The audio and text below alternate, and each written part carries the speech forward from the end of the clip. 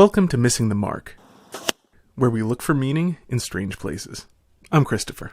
Today I want to talk a little bit about consequentialism. That is the moral philosophy that you judge the morality or immorality of an action based upon its consequences. Now, I'm going to do a scripted video about this at some point where I do a good treatment because, the impromptu things are not all that they could be. But I just wanted to give this quickly because I think some people might find it useful. The idea in consequentialism, as I mentioned, is that you evaluate the action, the morality of an action on the basis of how good or bad is the outcome. So, it's some of the more, extreme examples where you can easily tell the difference are things like, do you shoot one person to save 10 people where that person was innocent? That would be a violation of some of the, more traditional principles involved. Now, obviously, if that person was, himself attempting to murder the others, that would be, simple defense, where a person who is attempting to engage in murder has, thereby forfeited his life, etc. But taking that out, where you have a completely innocent person, but for some reason, say, shooting this innocent person will save 10 other people. Should you do it, the traditional morality, especially Christian morality, would hold no, that to intentionally kill an innocent person is not a morally permissible action. Consequentialism will tend to say yes, although it varies with the consequentialist. Now, that's just to give a sketch of the sort of thing consequentialism is. Now, the problem with consequentialism is that you cannot formulate this in a way that is both at all relevant to human life and that could be evaluated by a person so as to come to a conclusion that an action is moral or immoral.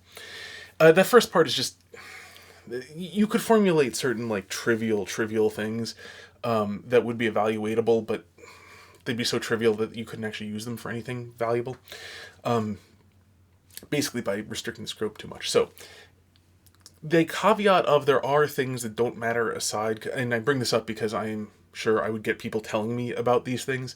So just to brush those aside for the moment, that if you have the answer to all of them is if you actually looked at that, you couldn't actually apply to real life because they all restrict the scope of actions way too small. So with that caveat out of the way, to address the actual real consequentialism, the problem is, what is the consequence of an action? So for example, with my favorite thing of, what is the consequence of dropping that pen?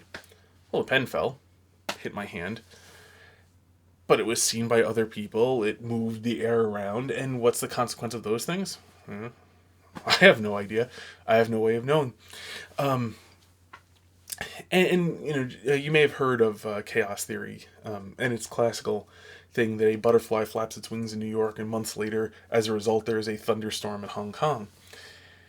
It is possible, given how complex life is, for all sorts of effects to be the result of some action, the consequence of some action, and you have no clue what they are. Now, the problem is, if you don't know what the effects of an action are, what the consequences of that action are, you have no way of evaluating whether they are good consequences or bad consequences.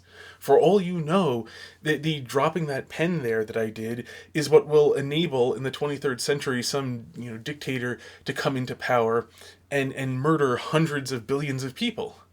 Or for all I know, doing that saved the world from that in the 23rd century from that dictator that I just mentioned. I literally have no way of knowing it, presumably did neither of those things, or, will have done neither of those things, far, far in the future. But I don't know. On the one case, it would, that'd be possibly overwhelming to many other consequences. On the other, again, it might overwhelm the other direction. Of course, you could even further posit down the line, but in the 29th, the one that saves people in the 23rd century will condemn an even larger number of people in the 29th century, but then will save even more people in the 45th century. Time keeps on going. I mean, the world may end, but that aside, time keeps on going. Things will still have consequences. Everything that happened, it will, snowball out further and further, having more and more unforeseeable consequences. Consequentialism requires you to consider all of those things. You can't do it. It's not evaluatable. And so what happens in practice, of course, is that every consequentialist will basically say some variation of, well, it's only the foreseeable consequences. But of course, that in itself isn't really an answer, well, for two reasons. One, why?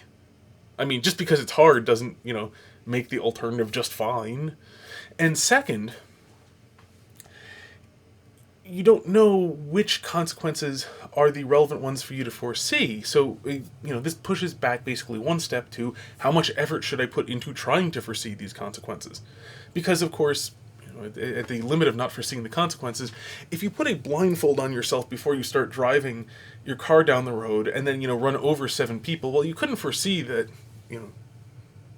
holding your foot on the gas was going to, run those people over. But everybody would hold you responsible for this. Why? Well, you couldn't foresee the particulars, but you know that this is, in principle, a dumb thing to do. To move heavy machinery about while trying to not actually see what that machinery is going to do. But in that sort of escape from consequentialism, how would you establish that to actually be problematic?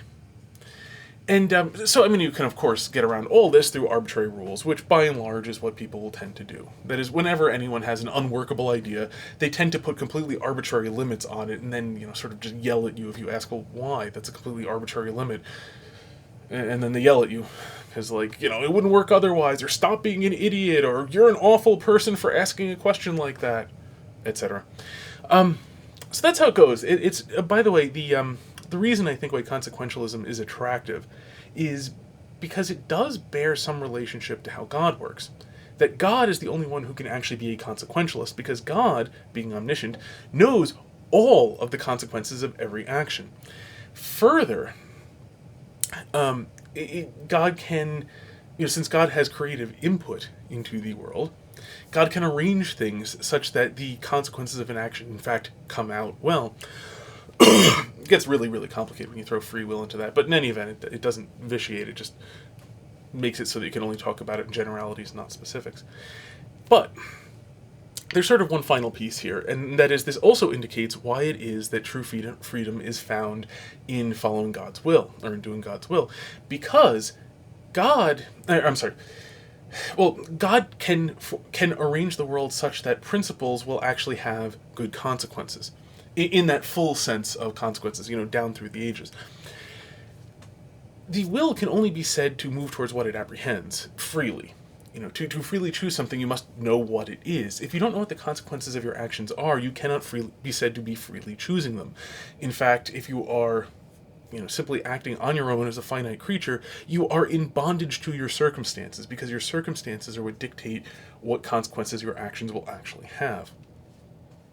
The only exception there is what I had mentioned about God. If God is on your side and has effectively given you a cheat sheet, it is possible then, by apprehending the goodness of God and the moral laws, and I don't mean that in a voluntary sense, the moral laws in the sense of what flow, that we have in nature, and that certain laws flow out of our nature and so on, to act in accordance with these things. Though through special revelation, God helps us out, because we're not all that good at it. Figuring this stuff out in our fallen state. Given those things, and our knowledge of God is good, we can apprehend those rules and follow, our will can move towards those rules, and in doing so can actually be said to be freely moving towards the good, because we actually do apprehend with certainty the goodness of what we move towards, though we don't apprehend by any means its full goodness, because it carries on, down through the centuries. So that is how a finite creature can actually be free. It's only by depending upon the generosity of an infinite being can a finite creature be free, and hence, freedom is found in doing God's will. Anyway, so as I said, I'm going to, probably several videos, breaking it apart, but just wanted to sketch that out there. May be helpful in clarifying a few things. Until next time, may you hit everything you aim at,